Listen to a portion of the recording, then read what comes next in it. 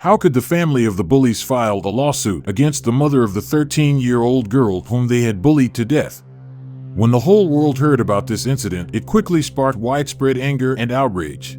But the situation gets even worse when a disturbing picture leaked online showing a doll smeared with red and hanging by a noose, purposely to mock the girl who had died from their bullying. How could these people be above the law? 13-year-old Aubrey Wyatt, born on March 17, 2010, was raised in a loving family in Ocean Springs, Mississippi. Her single mother, Heather Wyatt, raised Aubrey alongside her older sister, Taylor, and younger brother, Parker. Aubrey attended Ocean Springs Middle School, which was located close to their home. From an early age, Aubrey stood out for her kindness, academic excellence, and beauty. Her lively and energetic personality made her a beloved part of the community, known for her infectious energy and cheerful nature. Through time, the same school where she excelled and shared laughter with friends became the place where her life took a tragic turn. But what was the severe bullying that leads her to unexpected suicide? Aubrey's mother shared that her daughter had faced bullying since 5th grade, but it was an incident in 7th grade that pushed her to the breaking point. As the school year was winding down, a baseball game was organized for Aubrey's class. During this game, Aubrey was sexually assaulted by a boy whom she had trusted as a friend. When Aubrey was in 7th grade, at the end of 7th grade, she was essayed by a student on school grounds. And yes, I emailed, yes, I filed a report, yes, I did all the things. And the audacity of an assistant principal to call my child in after I told him not to question my child who had just been violated and have to answer to a man. He did it anyway. Whole different story. Anyway, so we were ready to move forward, and then at some point my child was so intimidated, and he essentially told us that we were going to have to go in front of the whole school board. Aubrey was going to have to retell her story tons and tons and tons of time. Mind you, this is a 12-year-old, and she was so intimidated and scared she begged me to stop because she was so like being bullied at school now, because people had things up that were like Team Aubrey, Team this, like who do you believe? It was absolutely disgusting. Despite the fact that Aubrey had been assaulted by a schoolmate, the other students chose not to confront the boy. Instead, they turned against Aubrey, hurling cruel and inappropriate names at her, which only added to her suffering and trauma. Rather than holding their son accountable, the boy's parents defended him. In response, Aubrey's mother, Heather, reached out to the principal, demanding that the boy be kept away from Aubrey, both in the classroom and during lunch, for the upcoming 8th grade. On the first day of 8th grade, Aubrey walked into her classroom, only to be faced with the endless trauma she had hoped to escape. First day of 8th grade, and mind you, wait, and I got the emails back this, I let that man, principal, know that that other child cannot be anywhere near my child. No lunch, no class, no recess, nothing. Her first day of 8th grade, she walks in. Who's in her class? Him. She's so hysterical. She runs to the bathroom, distraught.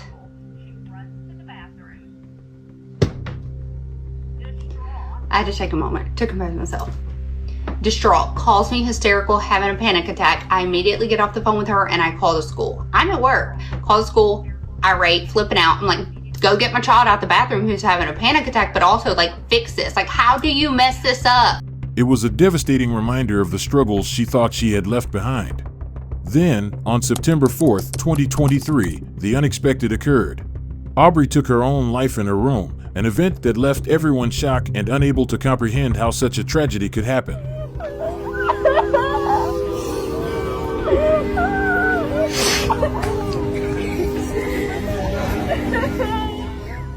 Just 5 days earlier, a video had been recorded showing Aubrey smiling, which made her sudden decision to end her life all the more bewildering. It was almost impossible to reconcile the image of a girl who always appeared so happy and full of life with the drastic and heartbreaking choice she made. In one TikTok video, Heather tells the painful moment when she discovered her daughter's body. Before I share this image, I have to tell you guys how Aubrey passed away. And so this will be kind of the first time that we are telling anyone, really me, she is getting dressed to go somewhere. So she's not gonna be in front of the camera. I don't need you calling her out for it. So Trigger warning. I am warning you, okay? Don't go report my video. Totally, Mama. I can't. So, September 4th,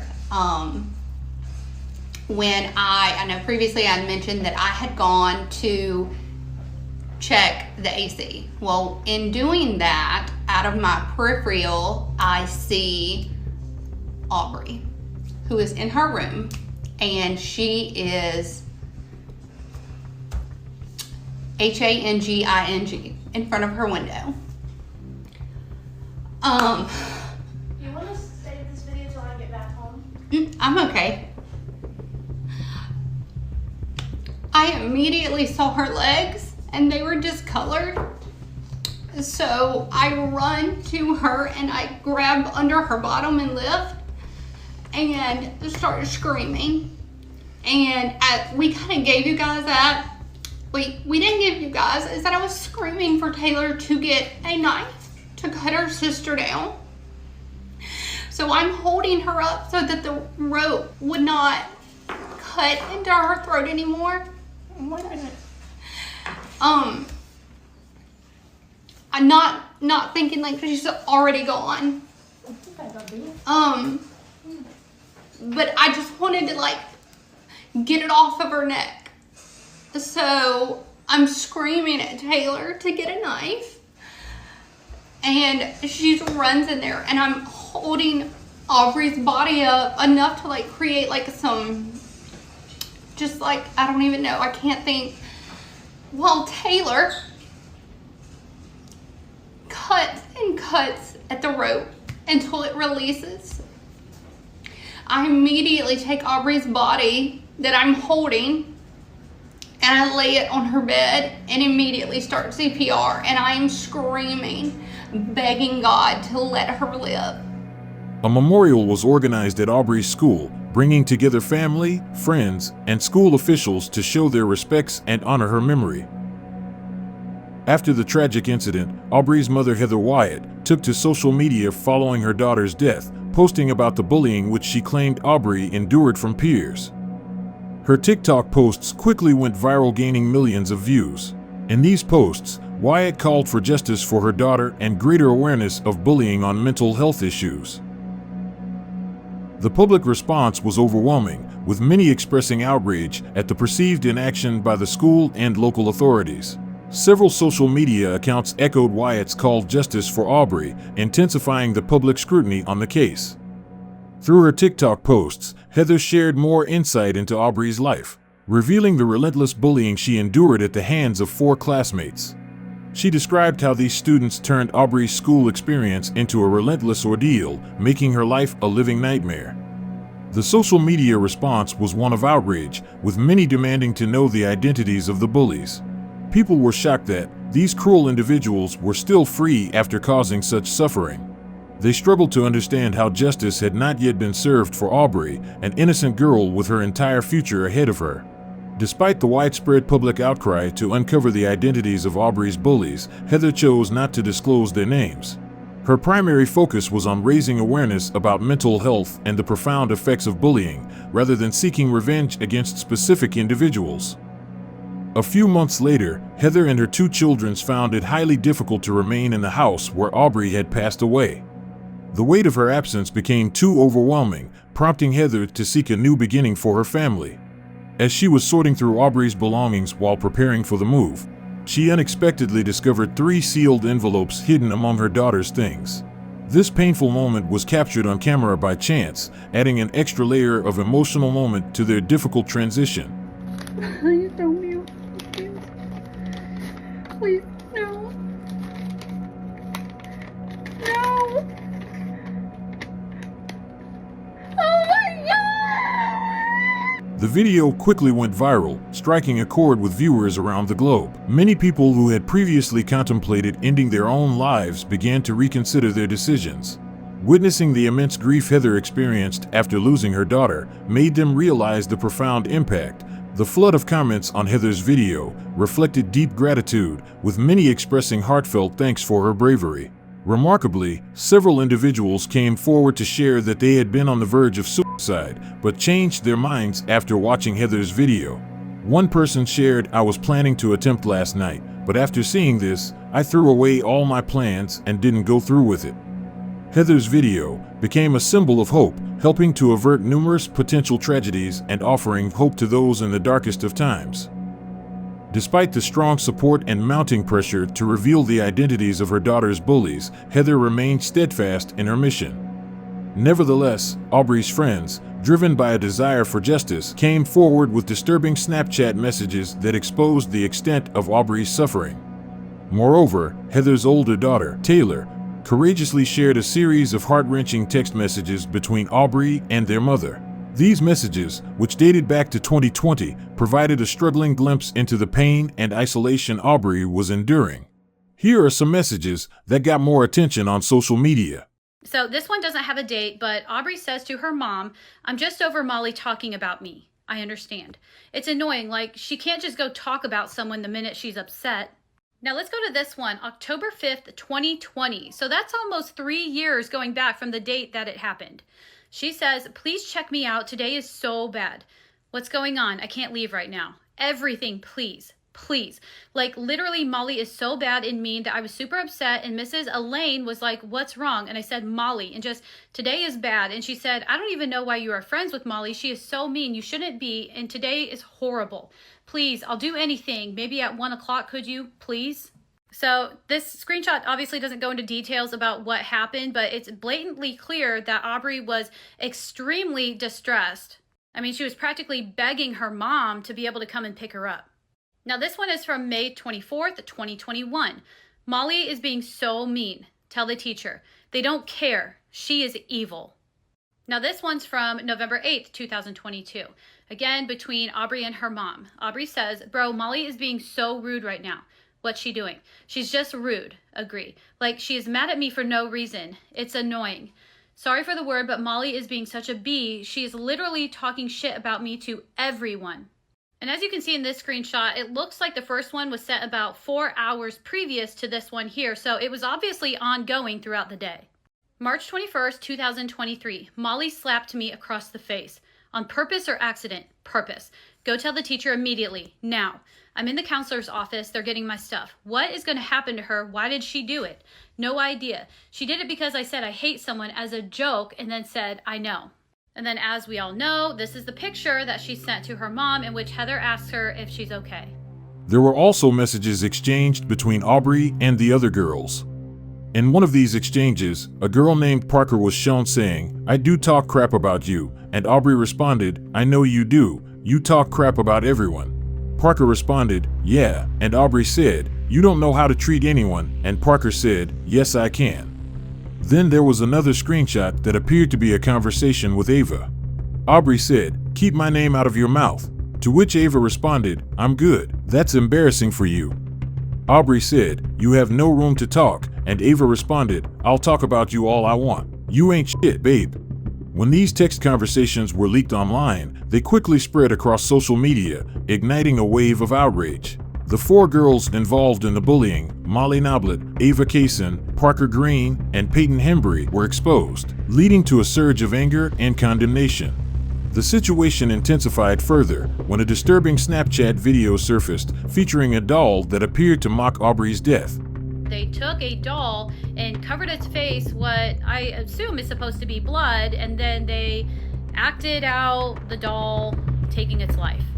Many speculated that the video was filmed in Molly Noblet's room, and it was clear that this video was not just a cruel, but a continuation of their torment even after Aubrey had passed away. As the public outcry grew, it became evident that Molly Noblet was seen as the principal instigator of the bullying. This led many to question why the school had failed to take any action against the perpetrators. Further scrutiny revealed a troubling connection. Dr. Monty Noblet is Molly's father, who had served as a teacher at Ocean Springs School for 7 years before being promoted to assistant superintendent.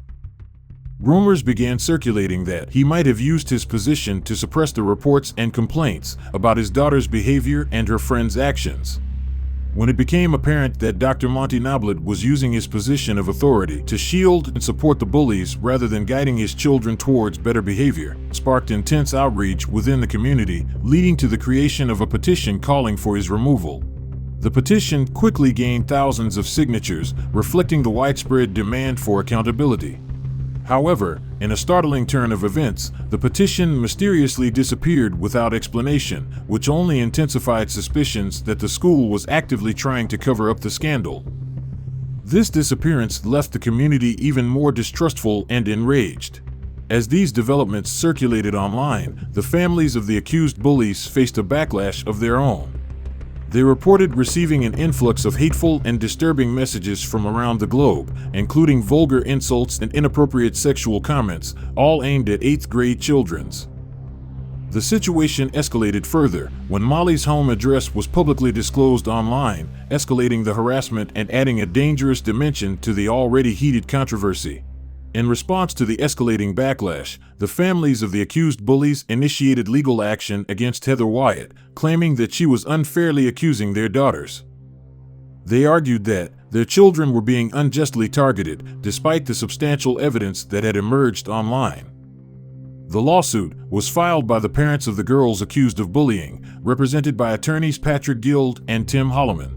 The lawsuit claims Wyatt defamed their daughters by falsely accusing them of causing Aubrey's death. The parents argue that other factors contributed to her suicide, pointing out Aubrey had previously attempted and was on antidepressants. They also stated that Aubrey did not receive proper medical care prior to her death. The lawsuit further accuses Wyatt of acting with malice, committing slander, and causing emotional distress to the minors involved.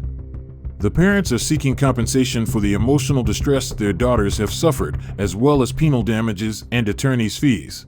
Authorities, including the Ocean Springs Police Department and Jackson County Youth Court, investigated Wyatt's allegations. Despite this, Wyatt continued to post on social media, accusing one of the girls of slapping Aubrey and mocking her online, claims that police and the lawsuit interpreted as patently false.